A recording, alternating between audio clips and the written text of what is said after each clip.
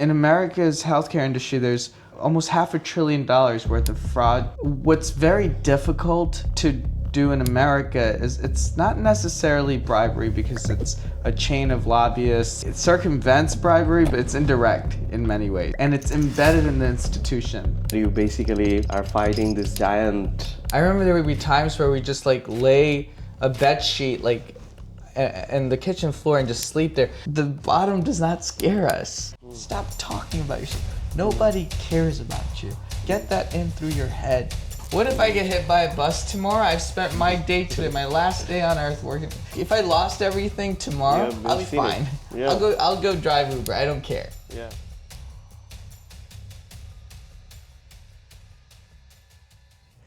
Welcome to 0 to 1. I'm your host, Siam Hussain. I'm an immigrant founder. I bootstrapped my company to 7 figures while creating a community of 220,000 members. Currently, I run a hedge fund for immigrants. I started this podcast to share 0 to 1 stories of people who started with nothing but created something meaningful and impactful despite the odds. Today's guest is Sufian Chowdhury, founder and CEO of Kinetic, a platform that powers digital infrastructure for non-emergency medical transportation across the US. Till date, they have raised more than 32 million to build a nationwide network. Sufian and Kinetic aim to make medical ride access possible for every patient. Without further ado, let's dive in.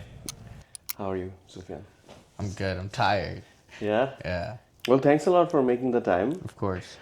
I remember meeting you first almost like a month ago in this Bangladeshi NRB tech conference. I don't know what exactly that is. Acronyms are hard to remember, but it was, I think a lot of Bangladeshi business leaders coming together to just... What was cool about it, I think, a lot of folks, there are people in the Bangladeshi community that are doing creative stuff that's not your traditional engineering or your doctor physician route, right? I think there's a new generation of Bangladeshis that are going after entrepreneurship and traditional businesses in America that we consider traditional businesses here that are you don't see amongst immigrant families. So that's pretty cool. And it was good, that show, the panel, it was good to see how many others are pursuing startups and tech, where historically that's not been really a focus of ours, as a people. Yeah, I agree. So that it was really nice for me to know that, wow, there are like so many people who I didn't know that are doing so many cool stuff. And I'm glad that I can dive in deeper today to your story.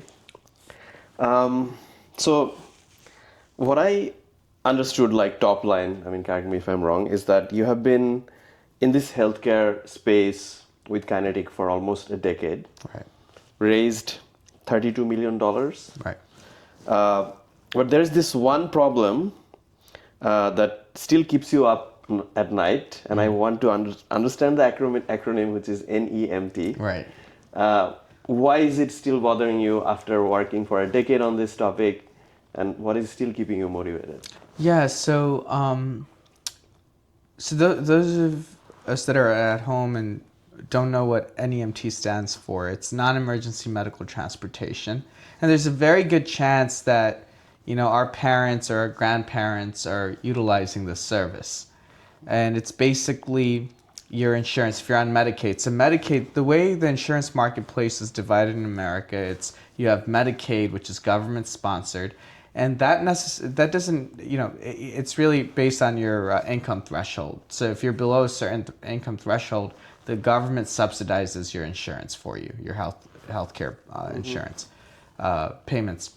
And then there's Medicare, which is if you're above the age of 65, it doesn't matter how wealthy or how poor you may be, you qualify for that. And then there's commercial insurance, which are folks like us who work and then have to pay into and subscribe to those insurance. So Medicaid and Medicare are governed on a federal level by CMS, which is known as Center for Medicaid Medicare Services. Anyway, long story short, this NEMT program, non-emergency medical transportation program, impacts about 70 million Americans every year. There are roughly 250 million trips a year that take place, and these are trips to your, dialysis centers or, methadone clinics, or if you have chronic illnesses, let's say cancer or what have you, and you need to go to your treatments, then your insurance, if you're on Medicaid, they subsidize the transportation to and from your medical appointment. So that's what non-emergency medical transportation is. What's keeping me up at night with this is the fact that even after a decade of working on this, it seems like we're just merely scratching the surface of what we can really do with this. It's in Bangladesh, you never appreciate that, but you kind of know what you're getting into in the world of business when there's open bribery, right? Yeah. We know this. Yeah. What's very difficult to do in America is it's not necessarily bribery, because it's a chain of lobbyists who influence law, which then kind of favors you. So it circumvents bribery, but it's indirect in many ways, right? But there's a lot of backroom deals that take place, and it's embedded in the institution. In America's healthcare industry, there's, over, almost $500 billion worth of fraud, waste, or abuse of this, healthcare marketplace. That's a lot of money. Yeah. Right? I don't know what Bangladesh's GDP is. So if it's like I think maybe $2 or $3 trillion, think about it. Yeah. Just in healthcare alone, a quarter of our GDP is considered to be wasted or fraudulent activity in America's healthcare industry alone. So that keeps me up at night, knowing that what we're doing is really to make it very easy for folks who are on Medicaid, which is primarily folks like us or our parents who've come to this country, and they depend on government programs and social welfare programs, but they don't know that this program exists, right? And we could get into why they don't know and all the things that happen behind the scenes that you get to learn. Because when I got into this, everybody glorifies being in America. Everybody thinks American businesses are the beacon of all businesses, right? But you don't necessarily realize the level of corruption and shady practices that are embedded in a lot of these institutions. And I think that keeps me up at night, because what we're doing is really for people to do something as simple as getting to a medical appointment. But again, a lot of institutional behaviors prevent you from implementing your services that are needed by tens of millions of people. Yeah, very interesting point on the bribery. Yeah. Because I moved to the US 16 years ago. Yeah. And I thought that US doesn't have any of this corruption, but I realized that in US the corruption is just in a different scale. Yeah, it's hidden. It's hidden, and the scale is considerably larger. Yeah. But it's a orchestration of corruption, but it's so fascinating to see the difference. Yeah. I guess it's like, you want to say corruption, but it's also just like the way that they cover it up is very creative, right?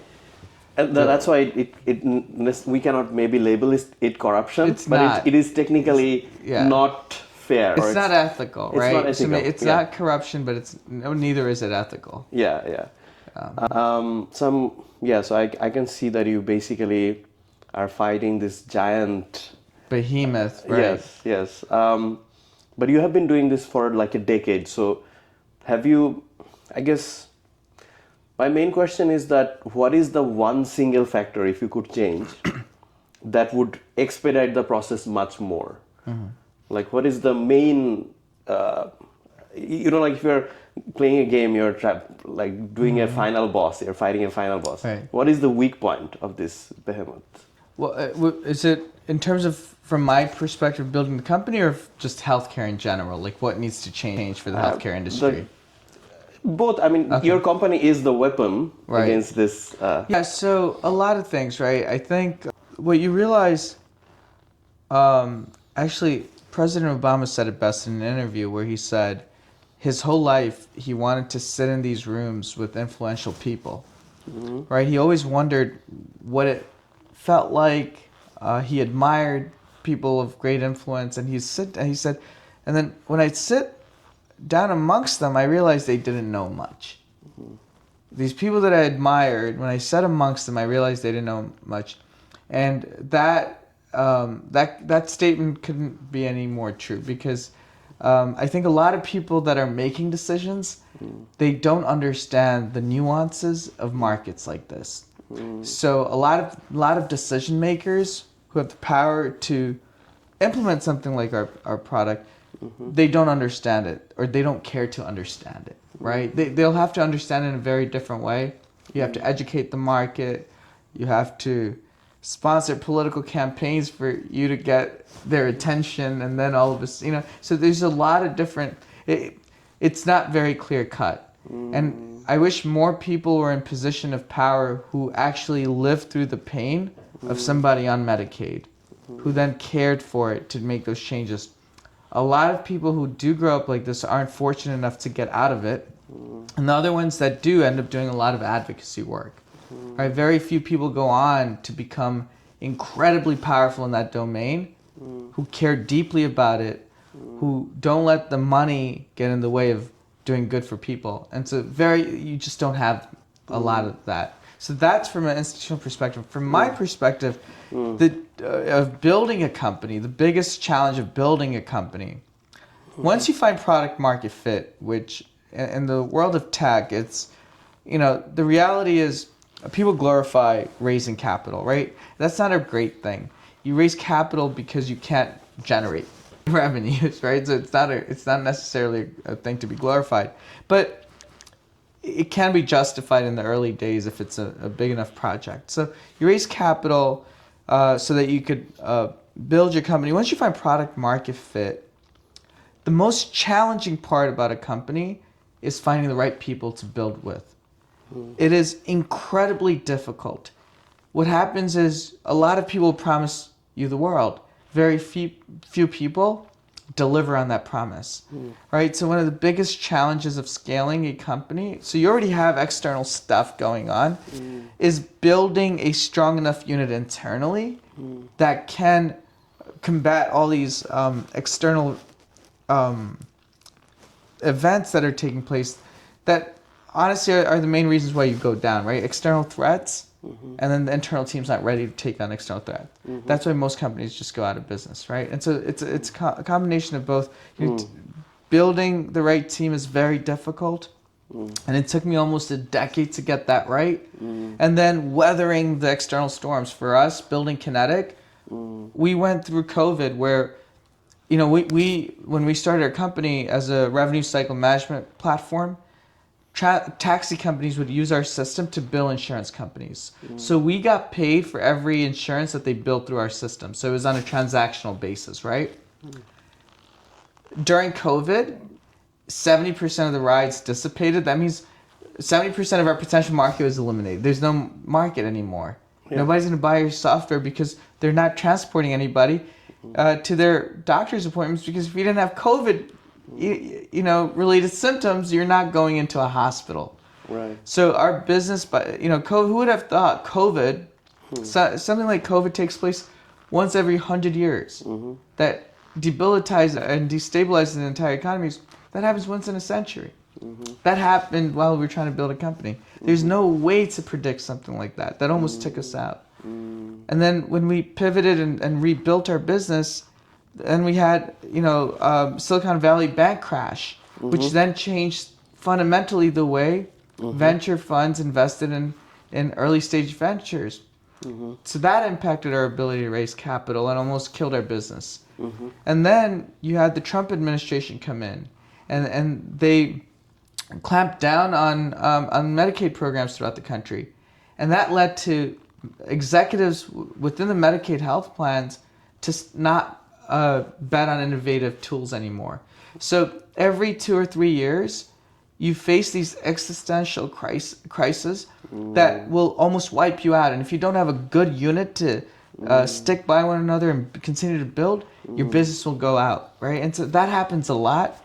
So it's a combination of factors where you have how the way this institution and this industry is built versus the way you build your company leads to companies not surviving, and thankfully, we're still here a decade later after all this. It makes you stronger. Yeah, no, good. I mean, good job on sticking to it, and I had no choice, brother. very interesting insights. I feel like, I mean, I am not from this space, so I'm learning from you. Very interesting analogy with the immigration space, that externally the problem set is that people who are really passionate about it are not necessarily in the position of power to be able to fix it. Right.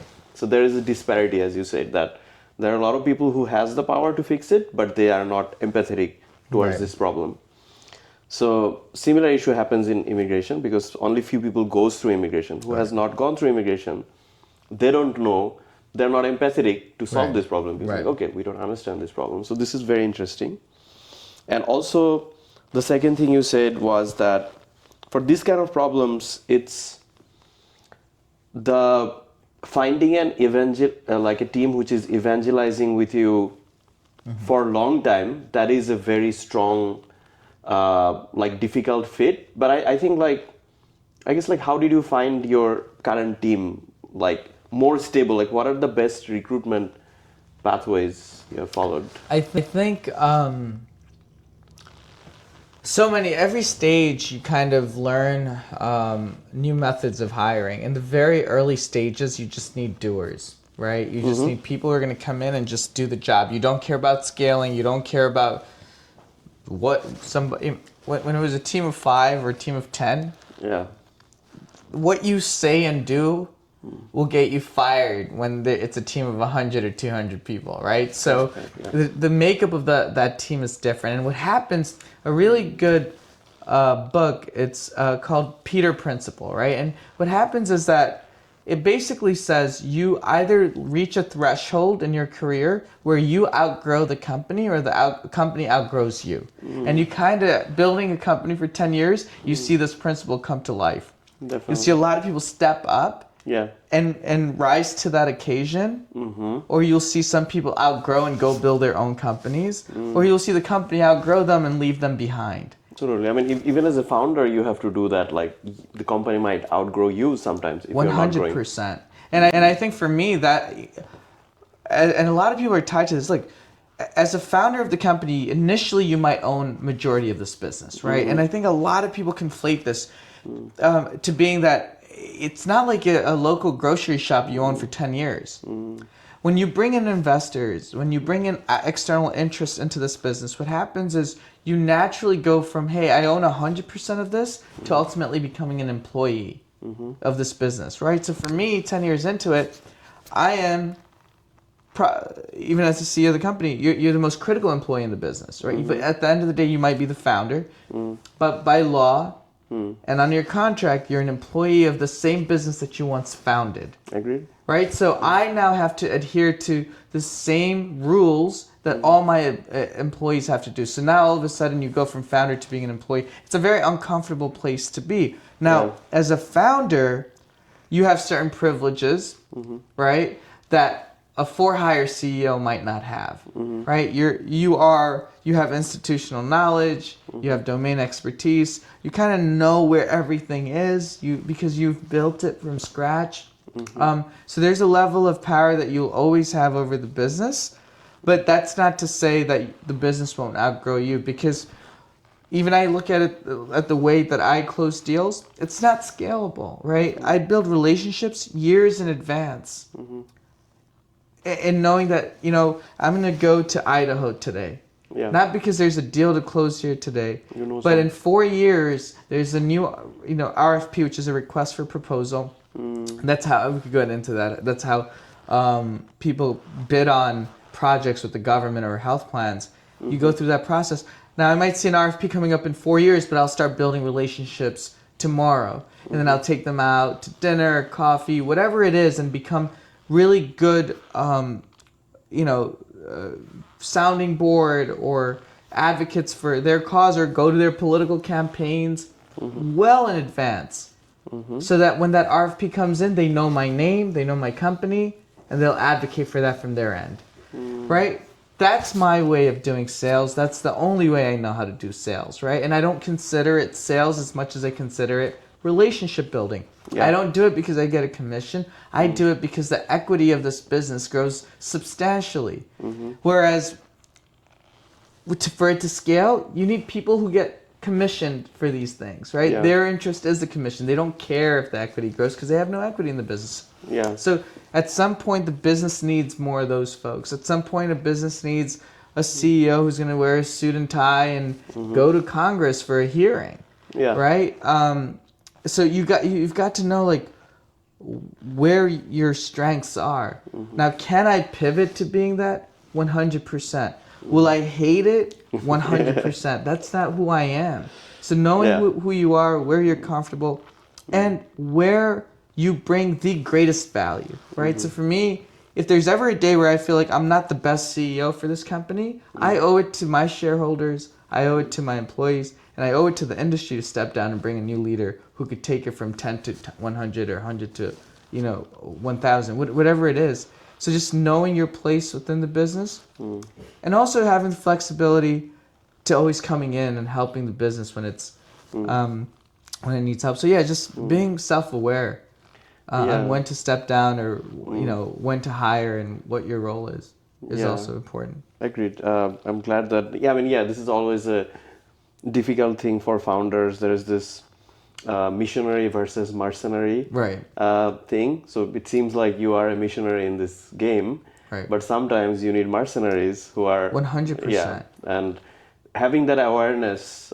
Did you always have this awareness? Like when you started this company, did you realize that this kind of I don't think anybody thinks 10 years ahead. Impossible. Yeah. You just like you come in every day, and you. For me, the way I build this company is I know I have an unhealthy obsession with building great stuff, and that's what's gotten me here, right? And Elizabeth is here and she'll attest to this.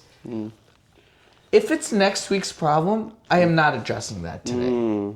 Because today I have 10 problems to solve for. Right. I don't care about next week. What if I get hit by a bus tomorrow? I've spent my day today, my last day on earth working. I don't care. That's great. Yeah. Right? So if you take that approach of every day address the problems in front of you and focus on that, knowing very well, obviously you need to have the wherewithal of like the problems that come beyond this, but not solving for it. Just let that marinate in your subconscious. And just address your problems today. 10 years later, you'll be like, like you'll have built something incredible. So I don't think 10 years ahead to be like, oh, in 10 years, I'm going to fight for my job. What's going to happen is the reverse is going to happen where you're bored, where your investors and your employees are not going to want you to step down. So if you work really hard and show up every day, it's going to be the other way around where nobody wants you to leave. Right, because they know of the value that you bring to the table. So if you do that, you don't need to fight for your job, right? You're gonna be a beloved figure in the organization. But if you do it the other way, where you're planning to do that, and you spend most of your time planning to you're gonna lose your job. Nobody's gonna like you. I love that approach. Show up every day. I mean, that's why you are a founder and executor. I wanted to know a little bit more on the. On what started this. So like you grew up in Queens. Yep. From Jamaica, Queens. Jamaica, Queens. So my father came in the 70s, late 70s. Actually, he founded one of the first masjids in Queens. Oh, really? Oh. Yeah, Darus Salam. Okay, all right. He's a very pious man and very hardworking. My father used to work 7 days a week, 16 hours a day, right? And we grew up in the 90s. It was I have 5 sisters and 7 of us, and it was literally a 1-bedroom apartment in Jamaica. And I remember there would be times where we just like lay a bed sheet like in the kitchen floor and just sleep there. Our people don't care, right? It's so funny. Fast forward 30 years later, I have this penthouse in Brickell that I never stayed at, and it was empty and it was massive. Sure. And I look back at the days where we had nothing and my life was more fulfilled.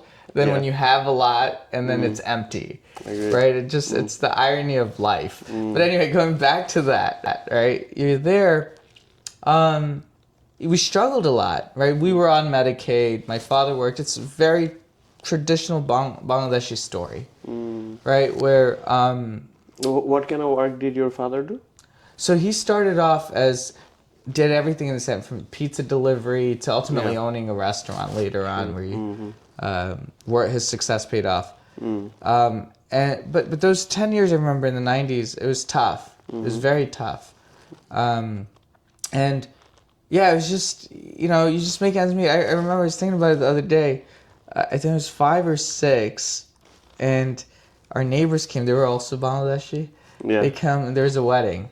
Yeah. And I was a 5-year-old kid, right? And they came and they were like, "Oh, why didn't you go to the wedding?" And my first response, without even knowing, and this is something that I don't recollect of. I mean, my mom telling me this was my first response was, "Hey, oh, I didn't have clothes, so I didn't go." Right? And you think about that, and it's like my mom recalling those stories, looking at where how much I've achieved now. It's sad. You really just didn't have much, and to come from that, and I know one of the things we'll probably talk about is what drives you, right? I mean, we already come from the very bottom. The bottom does not scare us. Yeah. You get me? We're okay. If I lost everything tomorrow, Yeah, I'll be seen it. fine. Yeah. I'll go drive Uber. I don't care. Yeah. So I think that mindset is built within us. It's been tough. You grow up like that. You see the world from a very different lens. So when you get here and you're working here and now you're in a position of power, you never lose perspective. It always takes you back to that, right? So you kind of see the world from a very different prism than those who didn't go through that level of pain growing up. No, that's amazing. I think you have such a good foundation because of that hardship. And I mean, me too, but like anyone who has gone through that kind of layer that, like you can lose everything next day and still be okay. And that gives you a certain type of courage that, okay, I can Yeah, take. because you don't care about risk. Yeah, I don't care, yeah. My father took the greatest risk by coming to a different country. So it would be a disservice to him Yeah, if I didn't take even bigger risk. agreed. What motivated you to take this particular risk? Meaning, like, how did you get into this space, healthcare? Like, Well, I was doing consulting right after college, and I learned a lot. And I did it for about 15 months, and I quit my job abruptly. Like, I just couldn't do it. I couldn't do the 9 to 5. I couldn't wear a suit every day anymore. It was just not my thing. right. So How long were you in the corporate world? like 18 months, I think. Okay. Yeah. Yeah. It was, The beginning of your it career. was 18 months too long. But I did learn stuff there. Yeah. That had nothing to do with why I ended up here. It was serendipitous. Like, life is random. And no experience is bad because somehow, some way, everything is interconnected. And what I learned when I was doing dishes at my dad's restaurant to what I learned when I was doing consulting, every single thing applied to me as a leader of this business, right? So it teaches you humility, it teaches you technical skills, different things, whatever. It all culminates to helping you do whatever it is that you're doing now. It was random in the sense that I was working on like 3 or 4 different projects to see what takes off. And one of the projects was this, I basically started with a friend of mine calling me and saying, "Hey, can you come to my office? I need help with a database." And I go to his office, and it's this massive Excel sheet. Elizabeth has heard the story at least 1 billion times, and she could probably repeat it and say it better than me. But so I go to this massive Excel sheet. I'm like, "Hey, what's this?" He's like, "Well, I track receivables on this Excel sheet, and I need to put it into a database where I could do analytics on it." And I was like, "Okay, but what exactly do you do?" He goes, "Well, I transport people to and from their medical appointment, and afterwards I have to bill their insurance companies." And I work with 7 or 8 different insurance companies, and each of them have a different way of billing. And that was really where I was like, in my previous experience as a consultant that I hated, I had to learn everything about revenue cycle management platforms and how it worked. So I asked him, why don't you use a RCM, a revenue cycle management platform? And he goes, what's that? And that's when I was like, this is interesting. One thing leads to another. I get deeply involved in his business. I start driving for him. I start billing. I start doing call center work. Everything I just want to learn. He was actually fed up with my obsession with his business, which is funny, but that's for another day.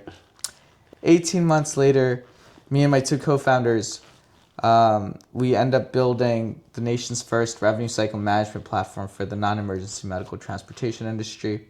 And then from that point on, it's building, listening to the market, iterating, pivoting. And then ultimately, a decade later, you'll have built something that's worthwhile. So so you had a little bit, like you got bored of this corporate world and then but I just applied trying to it, help. You just wanted to help this person. Yeah, this actually, at database. first, it was funny because Kinetic, I'm a very lazy guy, right? Lazy meaning like I'll work hard, but like Lazy for particular things. for example, if you told me, hey man, go like make me coffee, like not the way you made me coffee. That was the lazy Yeah, way that was as well. lazy. Like that's That's my like, way. if you came to my house, I'd make you this. But if I had to make you like actual coffee, I'd just be like, hey, let's just order Starbucks, right? Yeah. I can understand. I'm also lazy similar way. But You know, like please- So for me, it's just like I was in 2015. I got stuck in a parking lot. I'm not sure if a lot of people know this story about like the name of Kinetic. So parking lot, and it was in Regal Park, right? I think the Century 21. Yeah. And the turnstile thing broke. And there's a line to get out. It was about an hour's wait. So you get to the front of the line, the turnstile's broken, and they're like on a clipboard taking notes. Like I'm like, what's this for? They take your number and they will call you back for your credit card information to charge you. I'm like, this doesn't make any sense. You really think anybody's gonna ask her when she leave this to give your credit card information to you? And so whatever is like useless people standing here to create jobs for themselves, right? Or somebody said just do this, right? It's like this weird thing just to show that hey, I'm working. And I was like, we need to automate this entire parking thing where there's no human sitting there, and if something's broken, let people go. Yeah. And so I went on this crazy 6-month journey to learn everything about parking and the history of parking. And the greatest country that has figured out parking is New Zealand, by the way. Anyway, but I learned so much about parking. One thing leads to another. I get into traffic, like congestion, street congestions, and like weird stuff, right? Anyway, I then decided to figure out how to find parking on the streets of busy cities, right? And what I wanted to do is put sensors on the bikes of like Postmates at that time, which was a new company. Now it's big. Yeah. And I was like, if I put sensors, as the cyclists are going, you could detect open spots and then direct it to like ways and create parking. Like, hey, here's parking. Anyway, that led to like figuring out street congestion.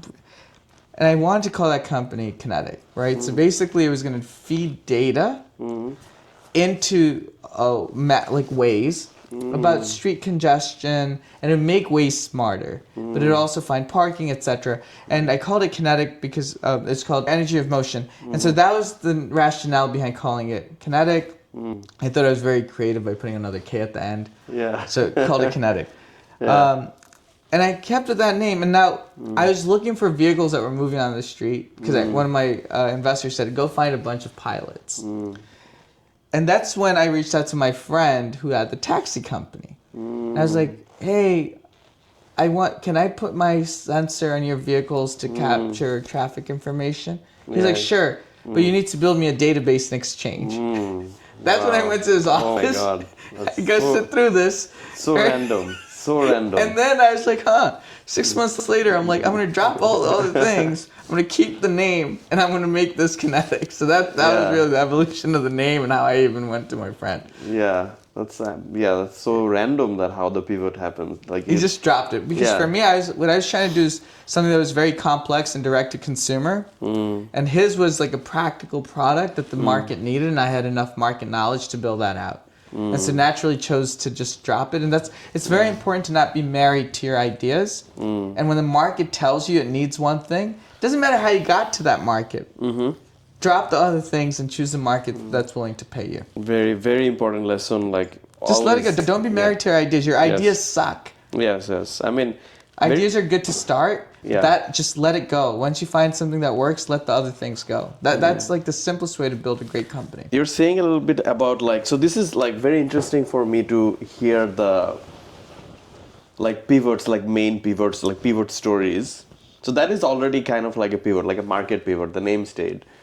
You say like COVID happened, there was one moment when you were almost at the brink of collapse.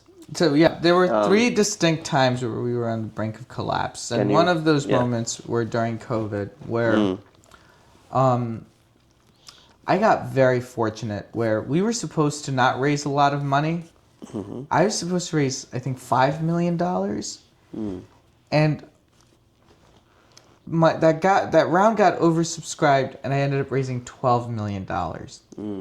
And that saved the company because it was impossible to raise money during COVID. The pivots with this is recognizing what the market needs and having the gumption to go forward with it even when the market today isn't ready for it, right?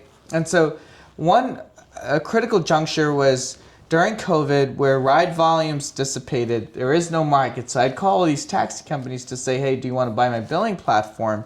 And they'd say no. We barely have any rides. Why are you selling this product? We don't have any money. And so that's when we went back to the drawing board and we said, look, the best time to raise is now because let's go raise capital and let's change fundamentally what we're trying to build. Because the product we've built right now won't have a market for the next 2 years. It doesn't make sense to sit here for 2 years or drastically change the product. I felt that the NEMT marketplace was underserved and did not have proper technology. So that's when we were like, let's build even more products on top of what we did.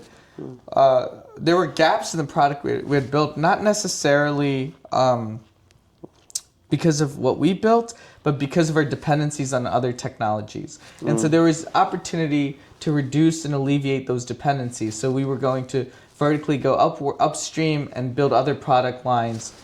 So our initial product was for transport companies. Then we decided to build products for brokerages in this market and for health plans. Those are the other stakeholders. So we started designing scheduling products. So we used a lot of our funds from that round of 10, 12 million to completely re-engineer our product to build this end-to-end stack that would then allow health plans to work directly with us, make them our clients, and bring this program in-house. So we went from these small mom-and-pop shop companies that were paying us 30 cents a ride to building an entire tech stack that we were able to go to health plans to then pay us $5 a ride. So we were able to 15x each transactional price by investing in deeper tech.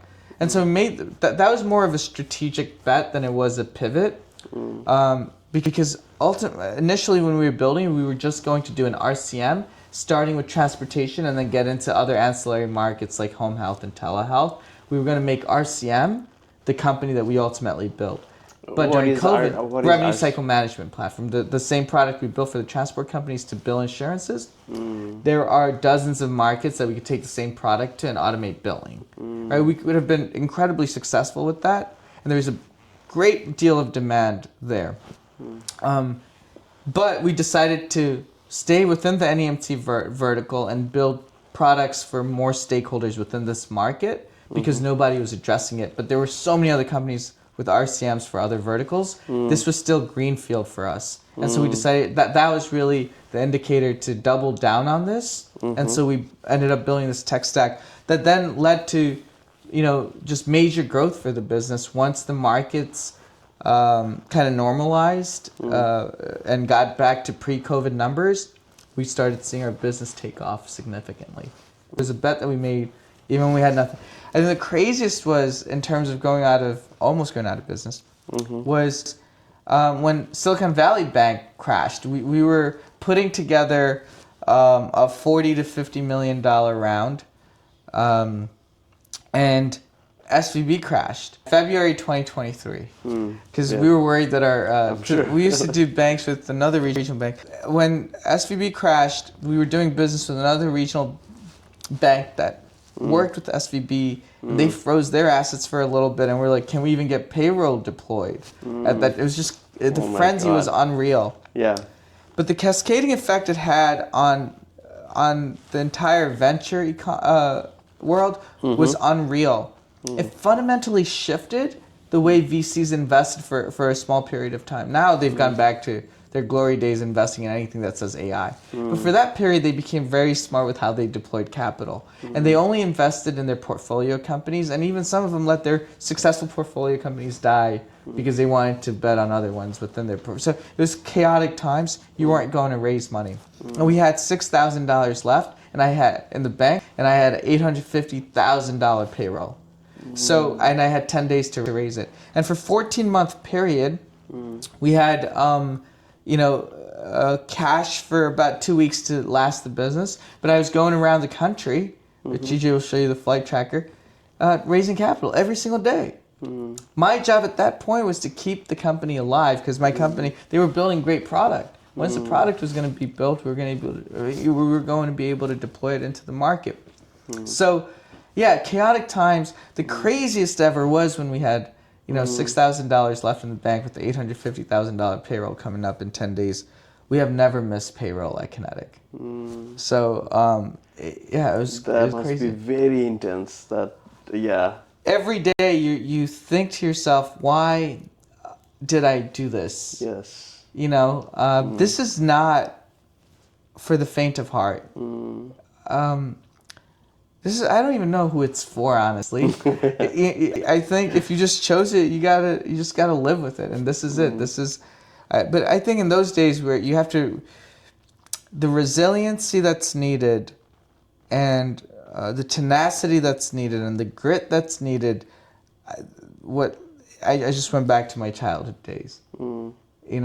To know what we come from and where we come from, and coming from nothing, made me realize, well, I'm okay with having nothing, and that gave you the gumption to keep going, because it's okay if you lost it all, but you have to give it everything you've got, and that's what I did, and thankfully it favored us, and we were able to bounce back. I want to dig more into this period of you had very little time, this 6,000 left.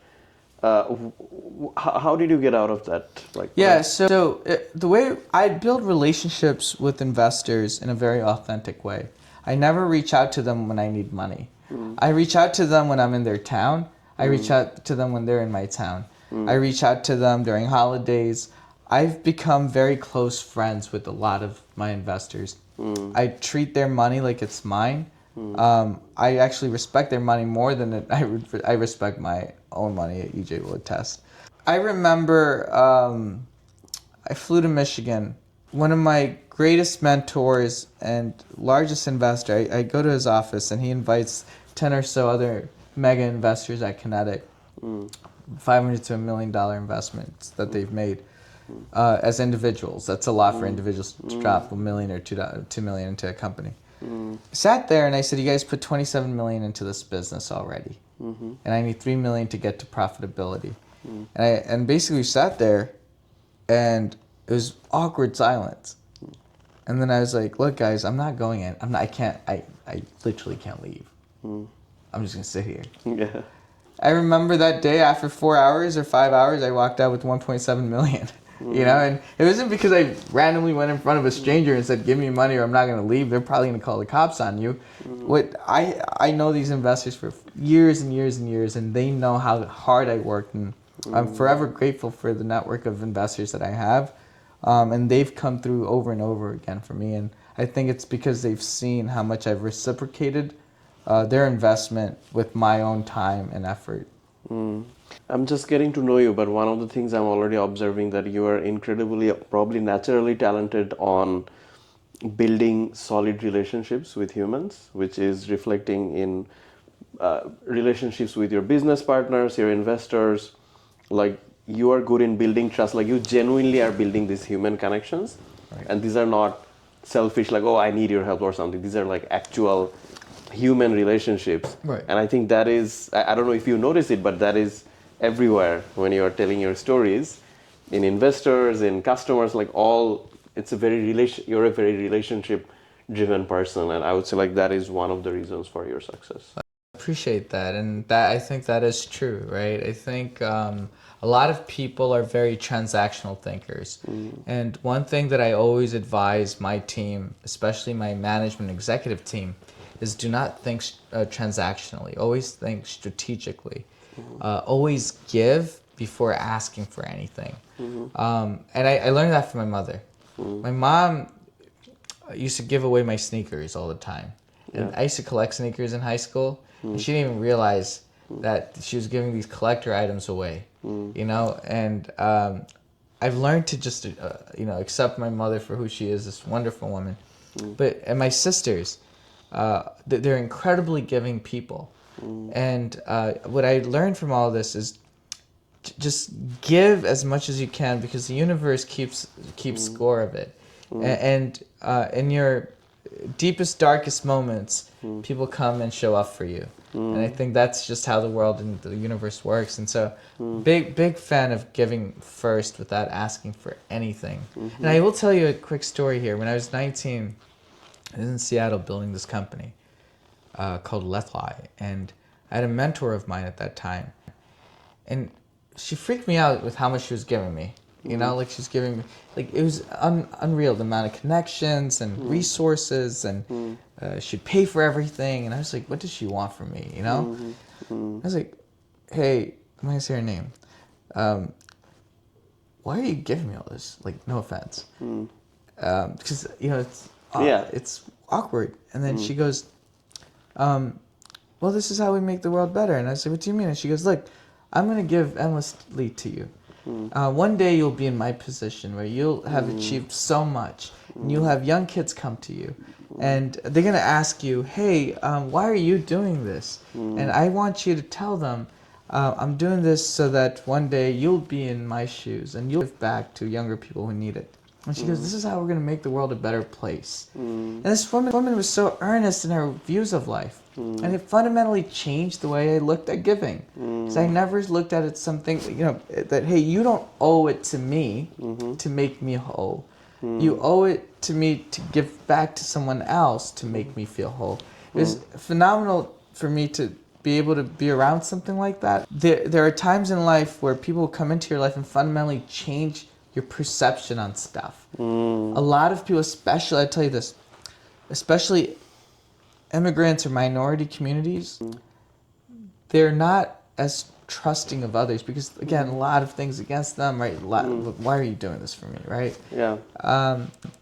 If we could overcome that and realize there are people who genuinely give, I think you come this mental blocker we could overcome. But anyway, giving, thank you for noticing that. I know for sure people question why I go out of my way to show up to like an event for 20 minutes. If it's somebody who has done me a favor or somebody that I think really needs it, I do it. Or I'll make time, no matter how busy I am, for an entrepreneur who's just trying to get started. Even after that event, I think there were a dozen meetings that took place in my office. Yeah. No matter how busy I may be, this is just different. You know, this is just your contribution back to society. That's a tax you must pay as a leader. And I think I hope more people take that on, because those kids will come back and they'll help you one day, or they'll help somebody else. Incredible message, and I'm like, it's so amazing on like this lady coming to your life and changing your perspective. She's like an angel. Good. Yeah, like an angel forever. And I do agree with you that immigrants do have like a huge mental block on this thing. Because I'm like a full hardcore like first generation immigrant. When I moved here, I had a friend, like very far away person who was in Houston, also not gonna mention names. So he let me stay in his house, and like he treated me as like, I just dropped from the airport. I'm like, I stayed in his house for like 2 weeks. He was feeding me, he was giving me like, showing me all the Texas like cool stuff. I'm like, dude, why are you doing so much? What do you want from me? I'm like, I feel so indebted, and like it feels fishy.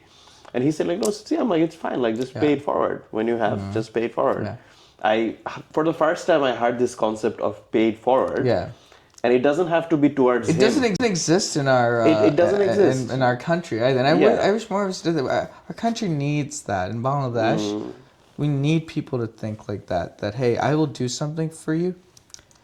You don't have to give that back to me. No. Give that back to someone else, right? I think it would make Bangladesh a better country. We have great people there, but I don't know. There's a lot that we got to fix there. Yeah. And one of it is that mindset of giving forward and expecting nothing back. It seems like you already have a bunch of people who you met in different ways who have mentored you in different modalities. Like, do you think mentorship is important, or like, do you have any advice on people how should they find mentors? Yeah, they live everywhere, and I think my ethics professor was one of my greatest mentors, and he's the reason why Kinetic has such a great culture, right? I grew up in a very conservative Muslim household, but taking ethics and world religion allowed me to see the world through a very different prism. I got to learn and respect all religions, all people of all walks of life. And that was critical to building a culture that appreciates people from all walks of life. So, what I realized that a lot of people don't do, they underestimate others who might not have the wealth to show for, might not have the fancy things we're all attracted to, but there are so many hidden gems in terms of people who have failed for so many different reasons or have given up. My mentor, it was so crazy, his company went public, and that crashed during the 2007 bubble, and he went from being sky high to having nothing, became my economics professor, right? And I randomly got into this school because I didn't apply anywhere else. It was my first semester meeting him. And he was one of the most brilliant minds I've ever met. But most people would say, well, you've had a failed venture. Why would I listen to you? But he didn't fail from his own accord. He failed because of external circumstances. He became the greatest human to ever walk into my life, right? I saw beyond his success or failure. I saw him for what he brought to the table. He knew a lot more than I could ever know at that time in my life. And once you find somebody who has these gems of information, try to spend as much time as, forget what they have today, right? They have a lot of knowledge. And what I got to appreciate over time is genuine conversations with human. You could find hidden gems in almost any human because they've experienced a different thing in their life. Most humans, they're rich in their experiences. They don't really speak about it, right? A lot of people went through a lot of pain. A lot of people went through a lot of learnings.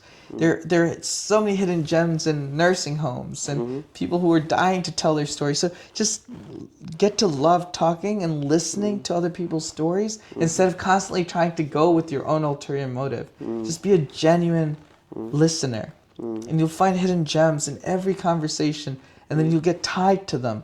And what happens is when you ask them these questions to get to know them, they fall in love with you, and they then want to help you.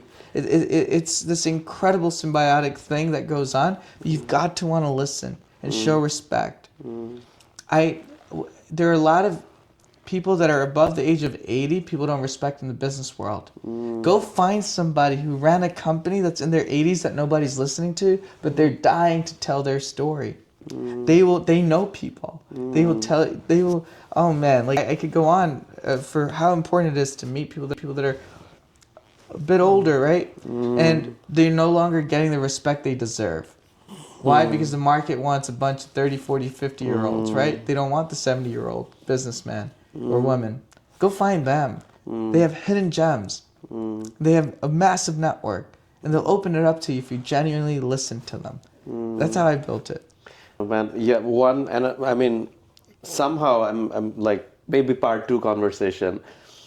Very curious on understanding how you, is it from your mom or your dad? You have some good fundamentals in yourself, good mental models, which are very easy to say, but very difficult to do it if someone has not grown in. You seem to be a person who is naturally empathetic, and all the good things you're saying, listening first and genuinely listening.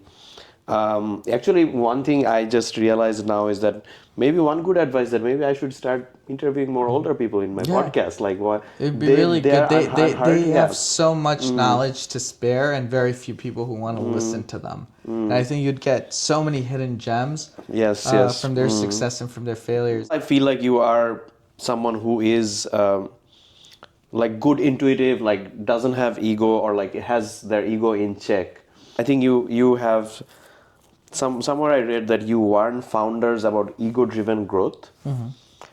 Is there any, I guess, like how do you navigate as a founder to stay humble and stay like you while building this massive company and moving fast and Right. being in this competitive world? Because you're not running a religious institution, you're running a VC backed company. Right. So how do you balance this? I think characters? ego is a very good thing if you could harness it, right? It's a very good thing because your ego is what wants to what drives you to become great. So ego is not necessarily a bad thing if you could learn to harness it. Harnessing it is the most difficult thing in the world, and naturally it will come out.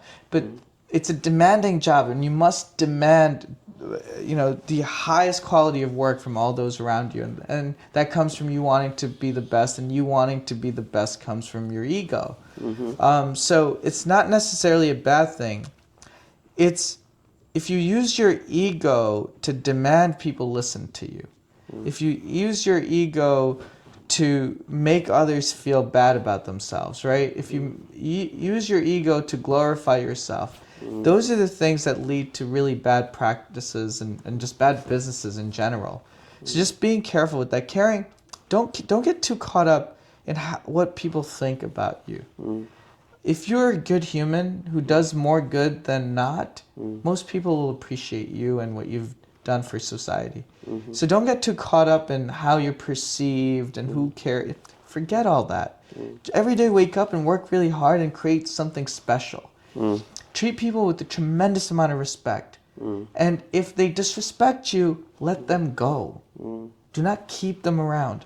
Right? So the reality is like everybody, if somebody who robs banks is a friend of yours, they're a reflection of what you're willing to accept in your life, right? They're a reflection of you, right? But if you don't have any thieves in your, knowing thieves in your circle, that means that you refuse to let that be a reflection of you. So keeping that in mind, right? Surrounding yourself with good intentioned humans.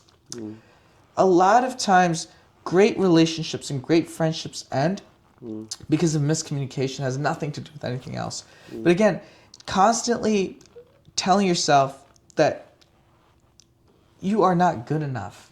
I think that helps drive you in a way. Whether it's true or not, that's secondary. But it keeps you in check in the sense that you haven't accomplished anything, right? And I think sometimes you'll look back and you're like, wow, I can't believe I made it this far. But with that mindset of saying like you're just not good enough. There's a really good book, From Good to Great, where it talks about the CEO of UPS who started off at an entry-level job. And what drove him to become the CEO of UPS was that mindset of, hey, I'm not good enough, I'm not good enough, I'm not good enough. And every day you wake up and you work so hard, and next thing you know, 10 years later, you are great enough to become a leader. So that mindset, you can't. So a lot of people are like, oh, look at me, look at what I did. And, you just stop talking about yourself. Do enough good that the world around you praises you, so you never have to say a word about what you do. Yeah. Keep that in mind. So you'll know you've made it when others talk about you in a very good way, in a glowing way. Stop talking about yourself. Nobody cares about you. Get that in through your head, and then you'll become a decent founder. Even then you won't be great. Have that in your mind. There's nothing great about you. Just keep working hard. That mindset helps a lot. Incredible. We can keep going. I want to switch the gear slowly more towards the end. Let's do a quick rapid fire question. I'm gonna ask you like some questions and you just pick one, like no elaboration needed. So rapid fire. Ready? All right. Queens or Manhattan? Queens. Coffee or tea? Coffee. Build fast or build right? Build fast. Founder gut or customer data? Founder gut. Okay, big vision first or real problem first? Real problem. Product before fundraising or fundraising before product? Product before fundraising. Okay, dog or cat? Dog. Podcasts or physical books? Physical books. No offense. Okay. Early bird or night owl? Night owl. Oh, sweet. Me too. All right. We're coming very close to the end. I guess imagine 5 years from now, as a member using Kinetic, what would you hope that that person feels in that moment? And what would you want your team to remember on why that matters? I want, over the last decade, I have fallen deeply in love with America because of how special a country it is. When you go to the most rural parts of America, these are people who struggle. These are people who don't have family. These are people who can't get to their medical appointments. And I want 5 years from now, anybody in any part of this country to be able to whip out their phone, request a medical ride, and get it instantly. And there's so many stories I could share with you about how important this is. There are a lot of people who die because they don't have access to care or access to transportation in America. There are a lot of people who struggle. There are a lot of people who are waiting in a waiting room in some ER because they don't have access to transportation and they have to wait 3 hours or 4 hours. So in 5 years from now, I hope that every American has access to just transportation to get to their medical appointment. I want our team to realize that we impacted the lives of almost 70 million Americans by building this great company. That'd be it. Amazing, man. Yeah.